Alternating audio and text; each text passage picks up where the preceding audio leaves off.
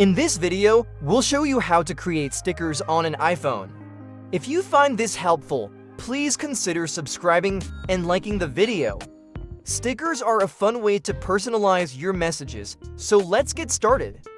First, make sure you have a screenshot of the image you want to use, or you can take a new photo with your camera. Next, open the Messages app and tap the plus icon in the bottom left corner. Then select Stickers. Once you tap on Stickers, you should see it appear. In the top left of the section, you'll find a plus icon. Tap that to access your photos. Choose the image you want to turn into a sticker. Once selected, you can decide if you want the sticker to be live moving or not. In this example, I'll choose live. Next, tap Add Sticker to create your sticker. It'll be added to your sticker collection.